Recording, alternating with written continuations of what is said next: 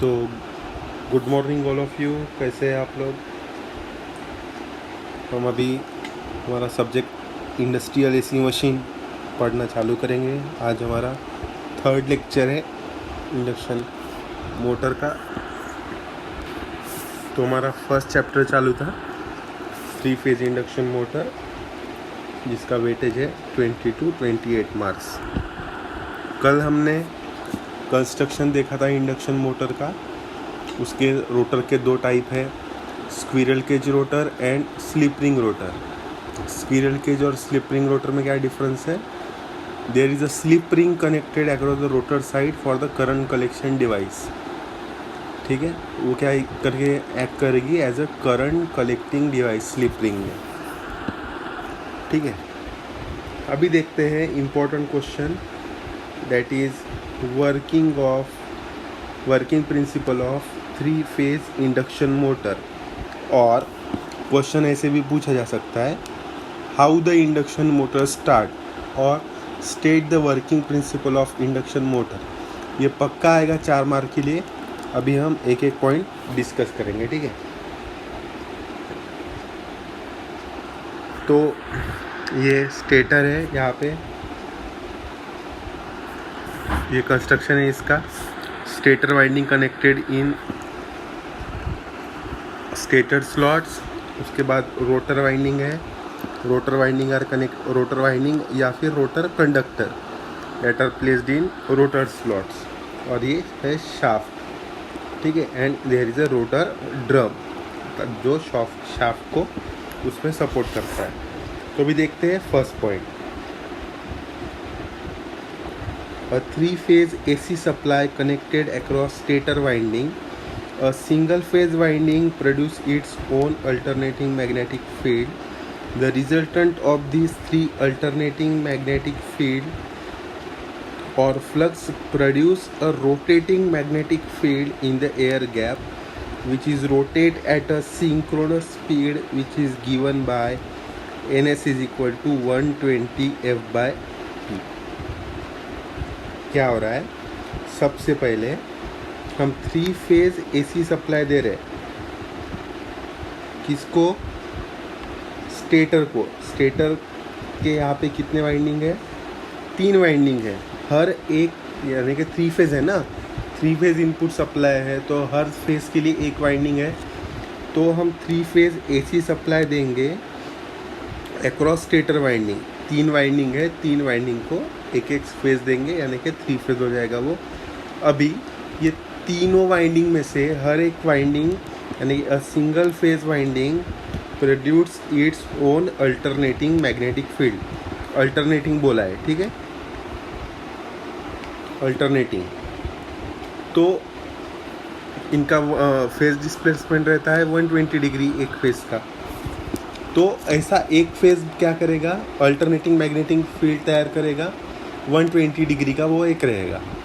और फिर दूसरा फेज भी है, वो भी क्या करेगा? एक अल्टरनेटिंग मैग्नेटिक फील्ड प्रोड्यूस करेगा 120 डिग्री का।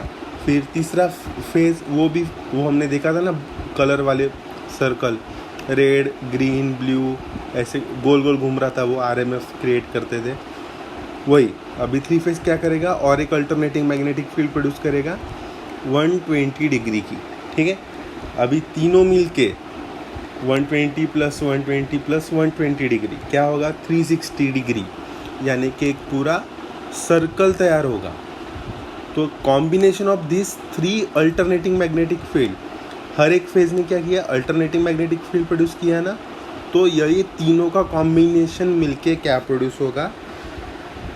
Rotating magnetic field in the air gap. समझ में आया? Which is rotate at the synchronous speed which is given by Ns is equal to 120 F by P। ये हमारी स्टेटर की speed है। क्या है? स्टेटर की स्पीड Ns, या फिर इसको सिंक्रोनस स्पीड भी बोलते हैं, which is given by Ns is equal to 120 F by P। F मतलब एफ मतलब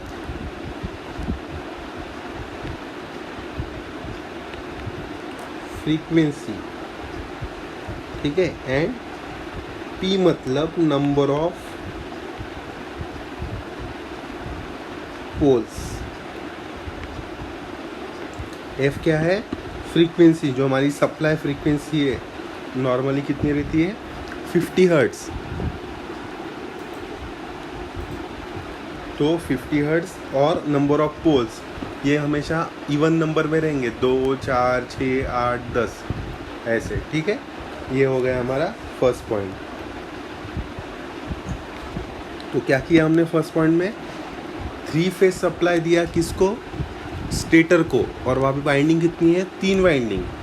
तो तीनों वाइंडिंग हर एक फेज में अल्टरनेटिंग फ्लक्स प्रोड्यूस करेंगे 120 डिग्री का। और जब ये तीनों का रिजल्टेंट निकालते हैं हम, तो अब एक क्या तैयार होंगी? Rotating magnetic field. उसकी स्पीड जो होगी उसको कहेंगे हम सिंक्रोनस स्पीड, और उसका फॉर्मूला क्या है? NS is equal to 120 F/P। 120 F/P। F मतलब फ्रीक्वेंसी एंड P मतलब नंबर ऑफ पोल्स, ठीक है। अभी सेकंड पॉइंट देखते हैं। Initially the rotor is at rest. The resultant rotating magnetic field sweep over the rotor conductor, induce dynamically induced EMF in the rotor conductor. मतलब जो rotating magnetic field है ना, वो अभी स्टेटर के जो साइड में जो एयर गैप है स्टेटर एंड रोटर के बीच में, वहाँ पे प्रोड्यूस हुई है। जैसे ट्रांसफार्मर में होता ना, primary to secondary flux produce होता है, फिर सेकेंडरी में वोल्टेज एंड करंट इंड्यूस होगा। वैसे ही अभी ये रोटेटिंग मैग्नेटिक फील्ड क्या होगी? Sweep over the rotor conductor, यानी कि रोटर कंडक्टर में अपना इंटरेक्शन करेगी। और जैसे ही वो rotating magnetic field rotor conductor में जाएगी तो वहाँ पे क्या प्रोड्यूस करती है? EMF in the rotor conductor. ये किसकी वजह से हुआ? रोटेटिंग मैग्नेटिक फील्ड, तो रोटेटिंग मैग्नेटिक फील्ड के वजह से हुआ है, ठीक है। Next point, assuming that the rotor circuit is closed, some induced current will start flowing through its conductor. The rotor current set up their own flux, that is phi r, ठीक है।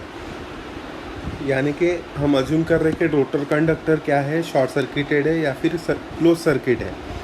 अभी उसमें क्या होगा? EMF इंड्यूस होगा, तो current भी produce होगा। वो करंट क्या करेगा? स्टार्ट फ्लोइंग थ्रू कंडक्टर, और वो अपना खुद का एक फ्लक्स प्रोड्यूस करेगा, दैट इज phi r, ठीक है। हो गया। पहले हमने 3 फेज सप्लाई दिया, हर एक वाइंडिंग ने अल्टरनेटिंग फील्ड प्रोड्यूस की।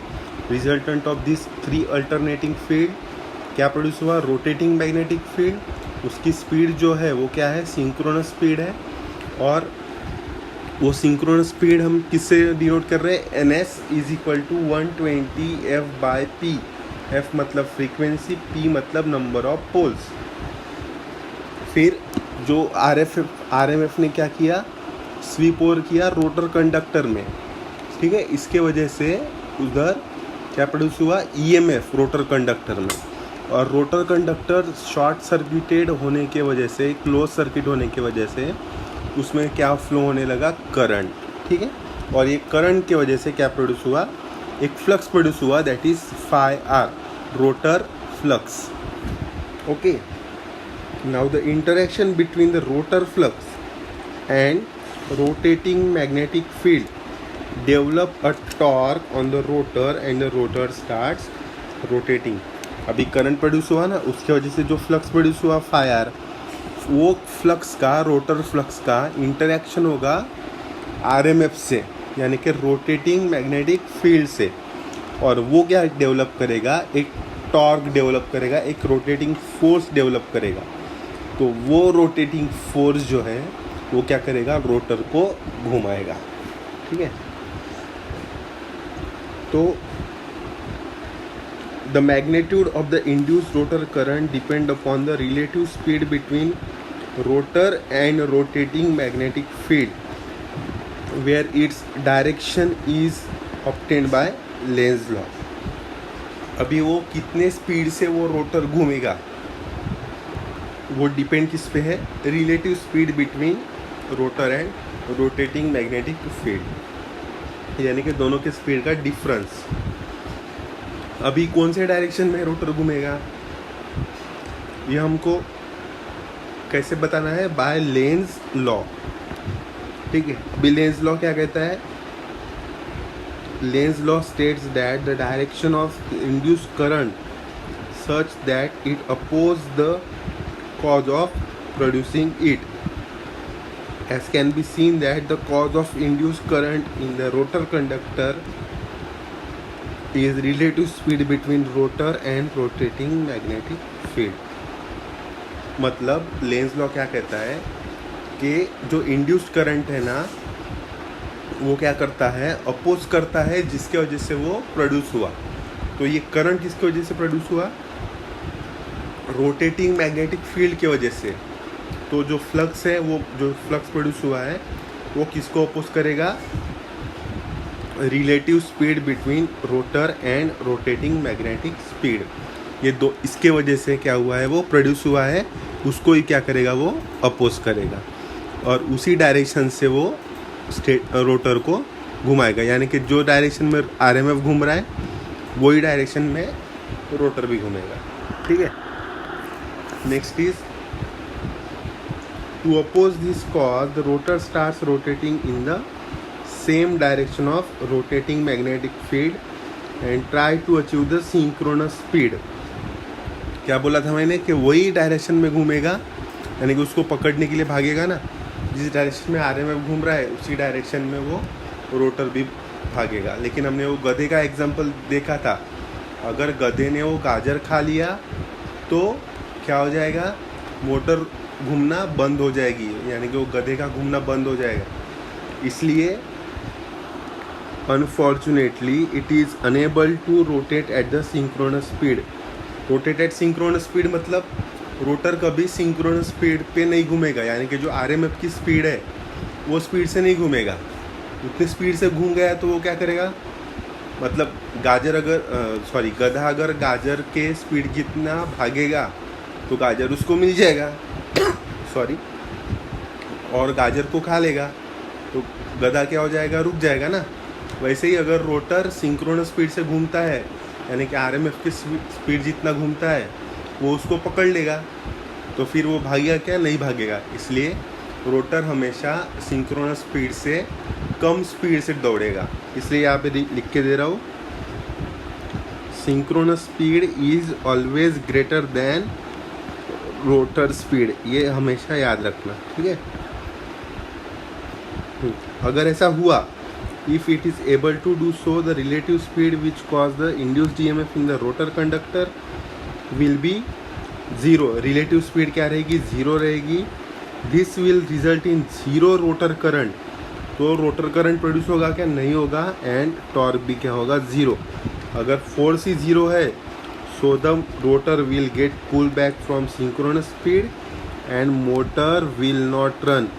मोटर घूमेगी क्या? नहीं, कोई फोर्स ही प्रोड्यूस नहीं होगा ना, तो मोटर घूमेगी नहीं। इसलिए हमेशा synchronous speed must be higher than rotor speed. ये कभी इक्वल नहीं होनी चाहिए, ठीक है।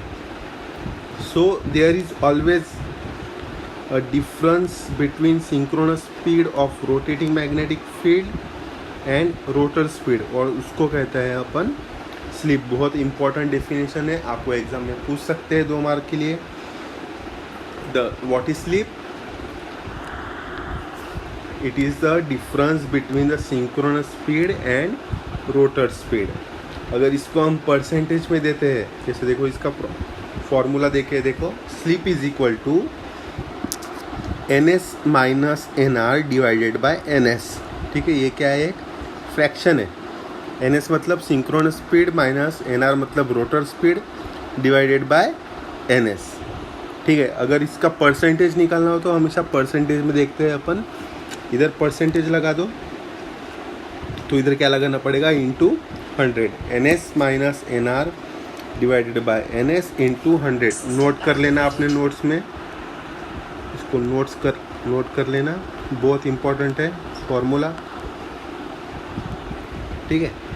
अभी इसमें से और एक फॉर्मूला बनता है, देखो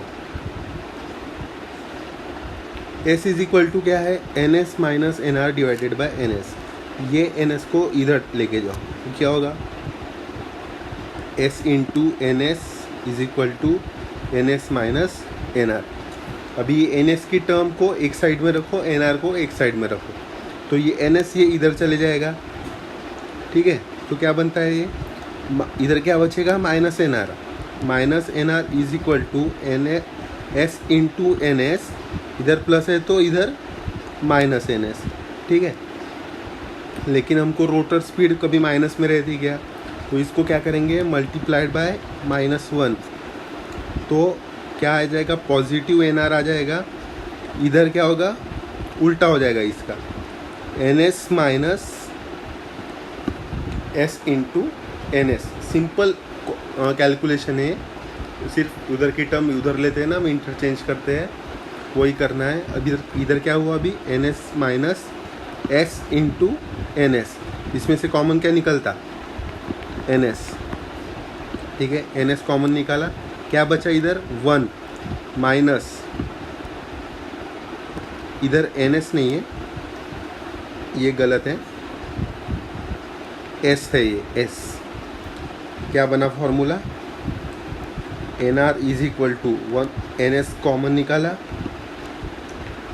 क्या बचा अंदर, 1 माइनस S, ठीक है। ये क्या है, इसका फॉर्मूला है।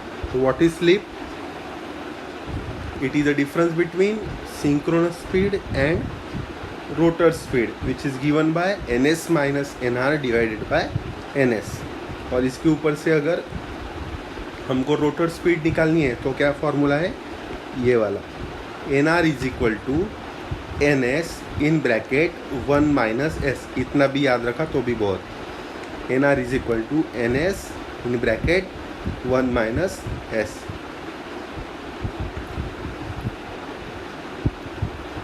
ठीक है, एक बार फिर से थोड़ा शॉर्ट में ले लेते हैं। सबसे पहले क्या किया,